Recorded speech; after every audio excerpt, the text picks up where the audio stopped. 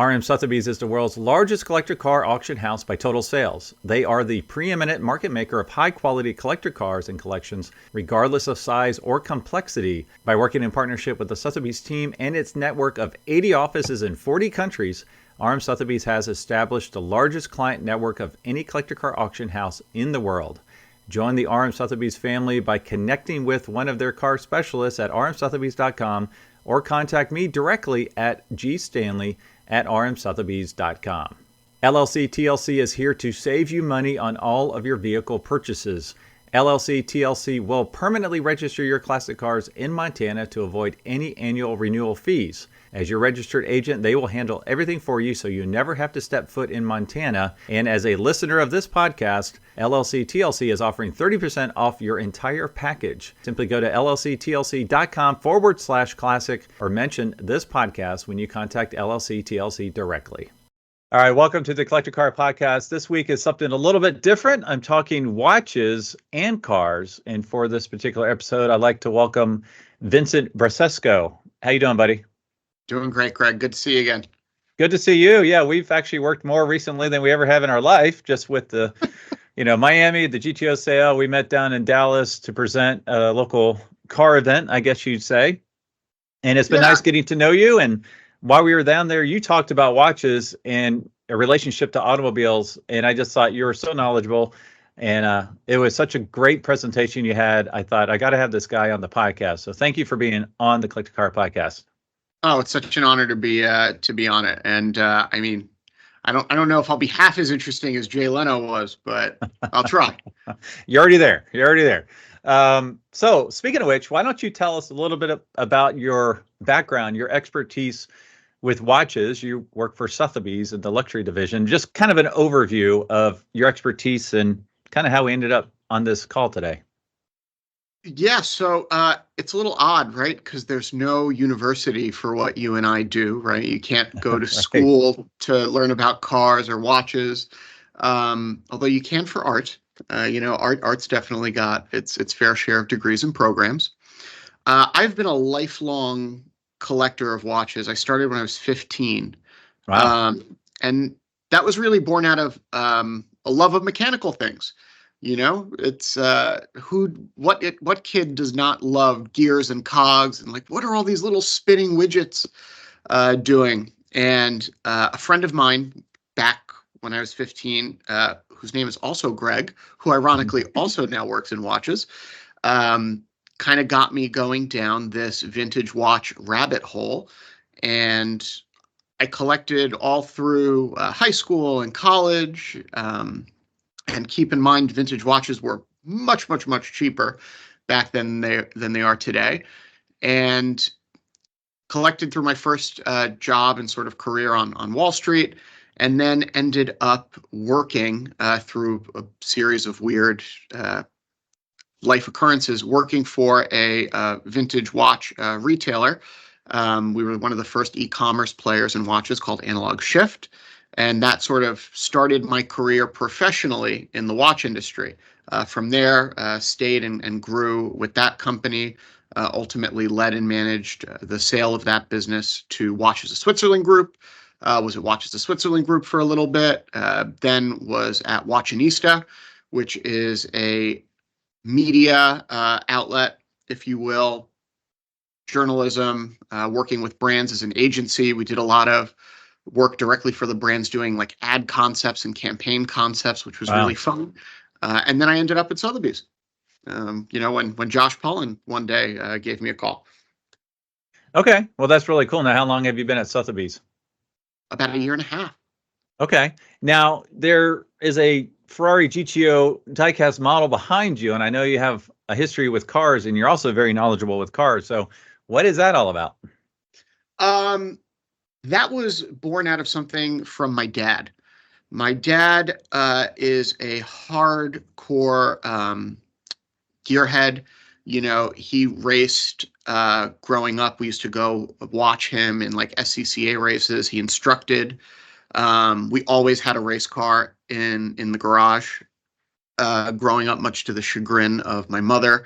I actually learned to drive stick by basically liberating that race car from the garage from time to time as a kid. Nice. What was the Um, race car that you learned how to drive stick on?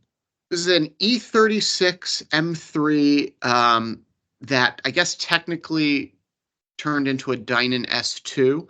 My dad bought it as a Dynan S3, but for racing, because of how racing works with displacement and horsepower, ended up taking the supercharger off of it because that kicked him into a class where he was not competitive enough. So the supercharger came off, everything else stayed. But that car had basically two seats and nothing else in it. Nice. Yeah, that was a great car. Also, much underloved the E36 M3 until recently. Yeah, I agree with you on that. Yeah, that's awesome. Well, cool. All right, so we got your background. We talked about cars. We talked about a little bit of your history with watches. Why don't you give us just a brief overview of kind of the watch market as you see now? I know you've got a big offering coming up from someone famous, but just kind of like watch market 101 for my listeners that might not have any clue, you know? And then after that, maybe you'll talk about a couple watches that have a connection to antique, classic, cool cars. Yeah, so the watch market is really in many ways very similar to the car market. You've got a primary market, you've got a secondary market. Primary market is controlled by ADs all over the country who are authorized by the brands to sell their product. Secondary market, everything that is pre-owned. And that ranges from your multi-million dollar vintage watches all the way down to, I just want to get, a $10,000 used Submariner. That's all Right. secondary market. At Sotheby's, obviously, we are in the secondary market. But right now, overall, I think watches is in a really great place, a really healthy place. We saw a huge run up during the pandemic, right? It was that classic thing we heard from everybody. People were home, they had spare money, they couldn't really go anywhere, so they bought things, whether that thing was, a car or a watch. And it really caused this unhealthy run up in watches. Prices just went crazy. Everybody was looking around saying like this seems too much. Like this can't be right. And so finally, we've now sort of receded off of those highs, and we're in a really healthy place where collectors and enthusiasts are really coming back to the table. Because there was a while there where collectors were looking around and they're like, "Well, I can't get anything for a reasonable amount of money. I'm just gonna wait this out." And now we're seeing that healthy mix of collectors really coming back into the market, saying reasonable prices for the first time in really like 4 years. Um, I always joke with people, we're back at 2019 prices, and nobody thought anything was cheap in 2019. Right. Yeah. Yeah. What is the big announcement that came out recently about some special watch from some special guy? So recently, we had the privilege of bringing to market a portion of Sylvester Stallone's collection. So I think a lot of people know, Sylvester Stallone is either Rocky or Rambo, but he's actually a incredibly passionate watch collector. And our head of department, Jeff Hess, and I got to spend a lot of time with him and actually go through some of his collection. And he really loves watches, which is so cool to sit with someone like him and just bond over, sort of our shared love of these mechanical wonders.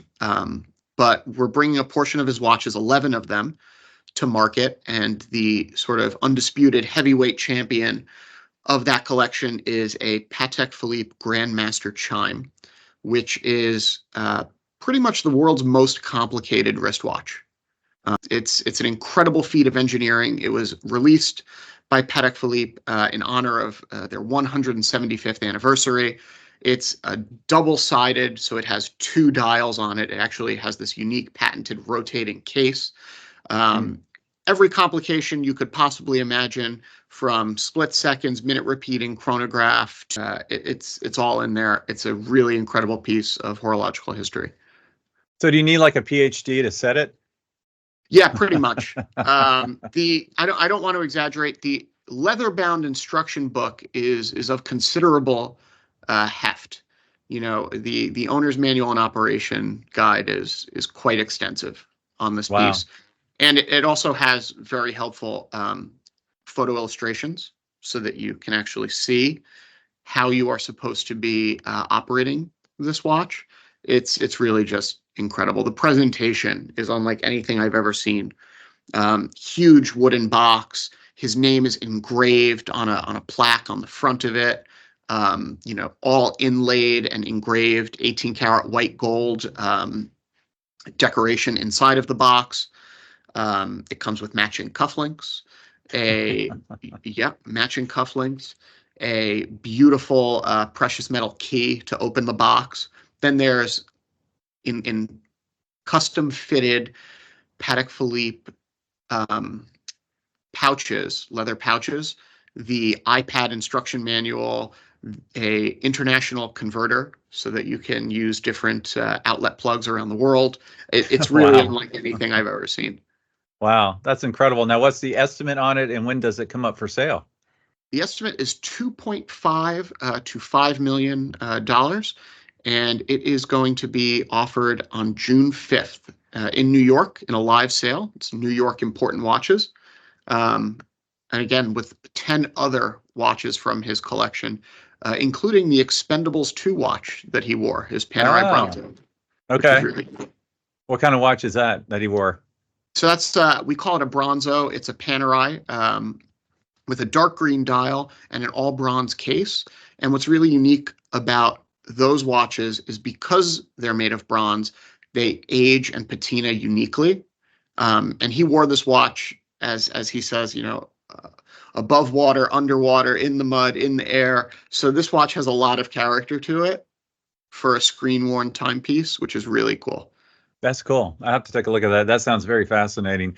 All right. So we've kind of talked about some watches here. We talked about the watch market. Now, if you could tell us a little bit about some of these watches that have an automotive connection, because I know you were rattling off one incredible story after another, and we don't have time for all of them, but maybe kind of whet our listeners' appetite a little bit with one or two of these historic watches that you've been involved with in the past. So I think when it comes to cars and watches, there's three brands that really stick out. Heuer, which is the predecessor to Tag Heuer, Rolex, and Omega. The Rolex and Omega one is particularly interesting because it boils down to the Speedmaster and the Daytona. And I joke that the Speedmaster is the racing watch that accidentally went to the moon. And Okay. Yep. the Daytona is the racing watch, is the moon watch that accidentally became a racing watch. Okay. We'll go further back than this. 1957, Omega debuts the Omega Speedmaster, and it was revolutionary. It was the first chronograph to ever put the tachymeter scale on the outside of the watch. So that bezel that you see on the outside, no one ever thought of putting it there until Omega did in 57. And they advertised it, as the name would imply, Speedmaster, as a race car driver's watch. Very quickly, by looking down at your watch, because the bezel's so large, you can calculate speed over distance. The advertising slogan was for men who reckon time in seconds. It was advertised with race cars in the background. They had rally car drivers like this in the car. And it forever changed the way every chronograph after it looked. The Daytona, which was not yet called the Daytona, it was just the Rolex chronograph, had a tachymeter scale, but it was on the inside. And it wasn't for several years after until they adopted the Omega appearance and moved that to an outer bezel. But it was really called the Cosmograph. And when NASA was looking for a watch to equip astronauts with, a Daytona went in, what we now know as a Daytona. Speedmaster went in, a couple of other watches from brands like Wittenauer went in, and the watch that got chosen overall was the Speedmaster. And it had nothing to do with its design. It all had to do with sort of how mechanically advanced that movement was, Right. what it was able to withstand, how accurate it was. And of course, the Speedmaster went on to not only go to the moon, but save the lives of the astronauts in Apollo 13. It was really an integral role in getting, Jack Swigert and company back to Earth safely when they had that critical mission failure. And that left us in this weird place, right? So now Rolex has this cosmograph, chronograph that isn't going to outer space. So they've got to figure out, well, what do we do with it? And there was originally some advertising. They were going to call it the Le Mans, but they were worried that Le Mans wouldn't resonate well with the American market and the American consumer. So they ended up calling it the Daytona and forging this racing relationship with Daytona Speedway, which was still racing, partially on the beach back then. Right. And Rolex had a good relationship with racing. Sir Malcolm Campbell, who was a land speed record, he wore a Rolex model. So it kind of forged this racing watch history. And of course, now Rolex has gone on to sponsor everything from Monterey Historics to Le Mans, and everything in between. And I think it's 63 years of them sponsoring Daytona now. Oh, wow. That's incredible. 24 hours of Daytona. And of course, all the winners of the 24 hours of Daytona get a Rolex Daytona, including Paul Newman. And at Sotheby's, we sold Paul Newman's 24 hours of Daytona, winning Daytona last June, which was so cool. Oldest man to ever win the 24 hours of Daytona, which was a super cool watch. The back was engraved Paul Newman, Rolex Motorsport, Man of the Year. So now what did that watch sell for? $1.143 million. Wow. Okay. Now he also had a famous one that sold earlier for something crazy, like 17 million, right? 17 million. And that was his actual Paul Newman dial. Example. So there's a reference of Daytona. We call them Paul Newman dials, and they're named after him because he was sort of the most famous man to wear a Newman dial. As the story goes, he took it off his wrist one day, gave it to his daughter's boyfriend, and then it was sort of lost to time until it showed up at auction in 2017. So it went for 17 million. Okay, yeah, and so there's some really cool automotive watch connections. And at the Miami sale, the Moda Miami sale, you had a really cool Yenko Stinger watch. There was only like 12 of them made. Only some. Yep. Tell us a little bit about that watch, and then if there's other combos like that you're aware of that maybe our car folks would love to know about. So the other brand, as I said, that really plays a huge role in that car watch connection is Heuer. Yep. And that watch that you're referencing that we had in June was in fact a Heuer. It was a Heuer Carrera. It was designed by Jack Heuer in 1963 and named after the Carrera Panamericana race. And that particular watch was a commemorative piece that was done by Sunray DX for Don Yanko's L88 Corvette racing team. And they made 12 of these, we think. We're not entirely sure. This is coming from sort of people who were on the team. They said they think they made about 12. And it had the Sunray DX logo on it. And one was given to each of the team members for that Sunray DX team. So kind of a odd story, maybe a little bit lost to time. Everybody knows, Shell goes racing, Texaco goes racing. They've got these iconic liveries. Sunray DX was a big oil company in the US at the time. They wanted in on the action. And so they were like, we're going to start a racing team. But they didn't know how or what to do it. So they got in touch with Don Yanko, sort of a legendary, Chevrolet dealer out of Pennsylvania. And they said, Don, we want you to run this racing team with us. So he orders what we think ends up becoming the first L88 spec C2 Corvette and starts this Sunray DX racing team, which, no surprise, was incredibly successful. Right. And to commemorate that, they ordered 12 of these watches. So of course they picked a racing watch named after a famous race to put this logo on. And Heuer, Heuer is the watch sponsor of the Monaco Grand Prix, the Monaco Historics, They are all over vintage racing. You know, you cannot look at any old racing photos without seeing a Heuer logo on the side. Um, Almost all of their famous models are named after races. You know, the Monaco, the Carrera, the Sebring, the Silverstone, the Camaro, all incredible watches and race names. Very famously, Steve McQueen, Grand Prix, wearing a Heuer Monaco on his Right. wrist, Yeah. which is probably it's got to be one of the most iconic motorsports images. Him in his suit in the pits, the Heuer patch on there, and the way that sort of ended up cementing itself was through, the company wasn't the big powerhouse that they are today. So they formed these little relationships with drivers who needed to pay for their seat, kind of no Right. different than it is today. And one of those guys was a racing driver named Joe Siffert. And we have, by the way, there's a Siffert Autavia, the watch that he's known for wearing. And there are stories of Siffert who needed to pay for his racing seat, hawking watches in the pits to all the Mm. fellow race car drivers, which is how a lot of them ended up wearing Heuer watches, because he was selling them in the pits to get a commission to pay for his seat. And so out of that, because they were always around the pits and all these drivers, so many great race car drivers wore Heuer. Mario Andretti wore a Heuer Autavia. Joe Siffert wore a Heuer Autavia. Steve McQueen wore the Monaco. Jock and Rindt wore what we now call a Rindt Autavia. All these guys wearing Heuer in the pits, and it just became sort of one of those brands that was indelibly linked to motorsport over Yeah. the year.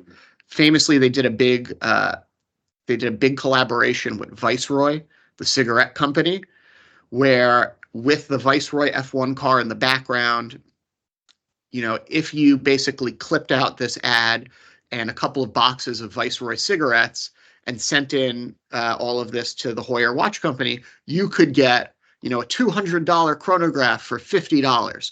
Right. And they Right. made this special version of the Autavia. We call it a Viceroy today.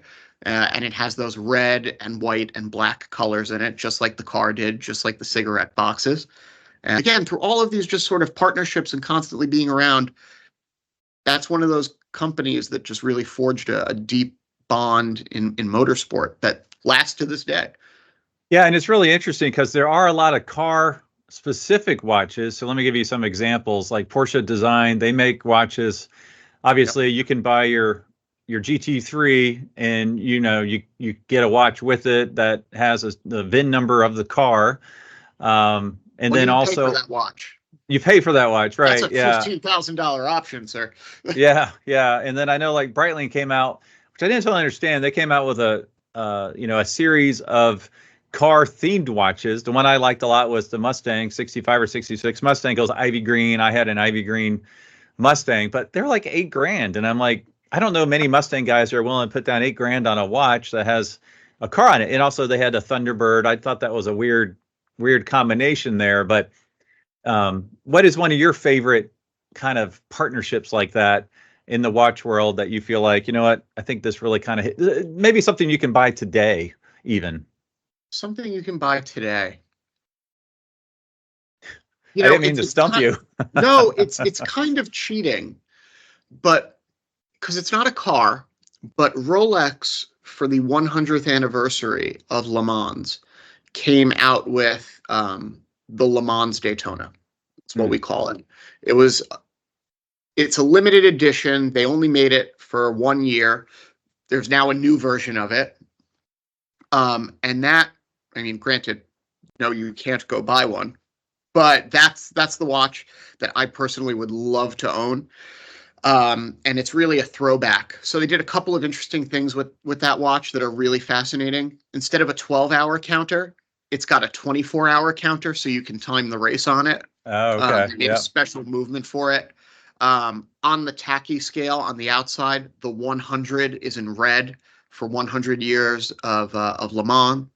They brought back the Paul Newman dial, Mm. So it's got that sort of Art Deco, what we called in period exotic dial going on with it. So they made it in white gold. That model is now discontinued. And just a couple of months ago, they reintroduced it in yellow gold. So now it's got, talk about cars and watches, now it's got this John Player special color scheme going on, which a John Player special in Rolex speak is one of the top of the tree Rolex models. They regularly go for well north of $1 million. And Wow. why do we call it that? It looks just like the Lotus F1 livery. Right. It's that black and gold, beautiful pattern, but with a Paul Newman dial. So that watch has now essentially been reintroduced, if you will. Yeah. Man, that would be a dream to have one of those. That's awesome. That's cool. Now, one thing I want to know, like, if you have a best watch car combo. So, like, I have a 66 Pontiac GTO. I'd love to find a gold 66 watch. Doesn't have to be a fancy watch. Doesn't have to be anything fancy. Just something of period. Do you have like a kind of best watch car combo that you kind of go towards in your personal life? I mean, any watch can be a driving watch Yeah. if you're wearing it while driving. But for me, the watch that I always come back to time and time again is it always ends up becoming a Heuer Carrera. Mm. I've owned. I don't have one right now, full disclosure, but I have owned a Heuer Carrera like 7 or 8 different times over the course of my sort of collecting journey. Um, it's just such a perfect watch. And it's Mm. perfect for all the reasons it was perfect in 1963. It's clean, it's legible, it's a great size, it's comfortable on your wrist. Um, and kind of to my point about where the watch market is now, you can pick up a basic one, a 2 register for maybe $5,000. So this is not, Crazy. Yeah. it's not $1 million watch.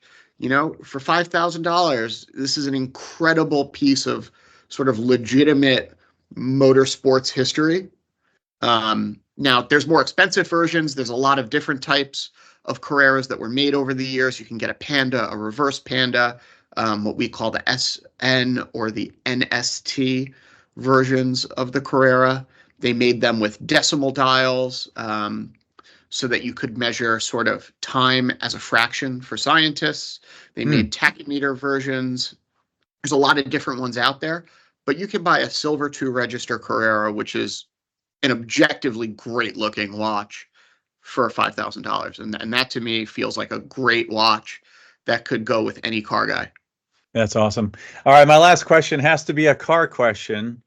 So, what is your dream car? And is it in your garage right now? It is not. It's actually in a friend of mine's garage. It is a 1963 Ferrari 250 GT Lusso, Mm. ideally in blue over tan. Although I wouldn't say no if there was like a Rosso Mugello one kicking around out there. Um, I just think that has to be one of the, no, it is the prettiest production Ferrari ever made, in my opinion, for all 2 cents that is worth. It's funny you Um, say that because that is right up there, one of my absolute favorites. And I know we have one. It might be the color you're talking about coming up in the Dare to Dream collection. It's not the original color, but it's stunning. And I have a client of mine who has a silver with a tan interior one that is absolutely stunning as well. Those are just beautiful, beautiful cars. yeah, I have his book right here, Miles.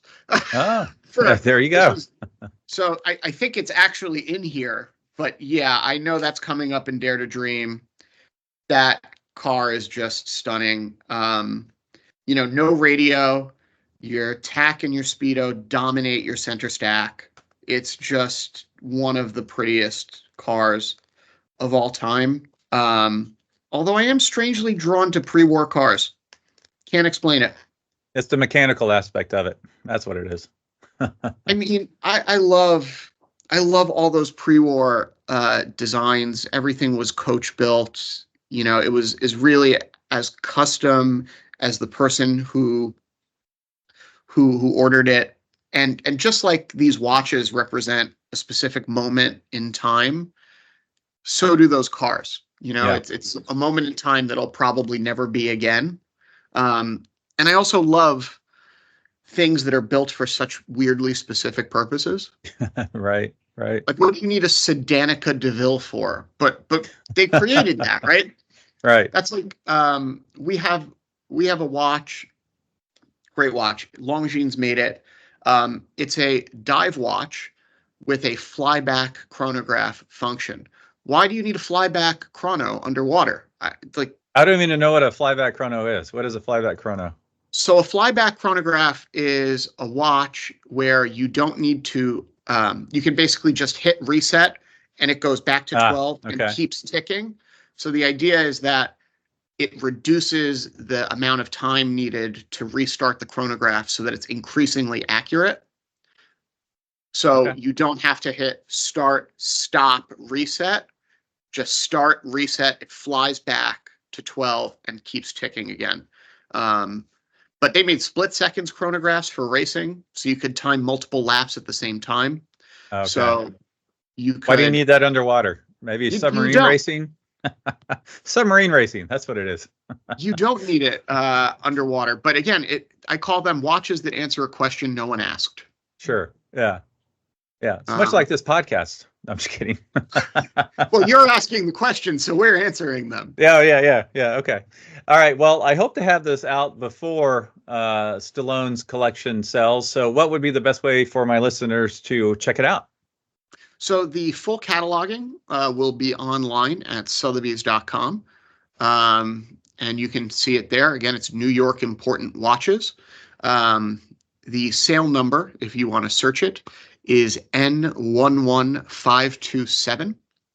So you can search it that All way right. to the box, but it'll be up on the Sotheby's website.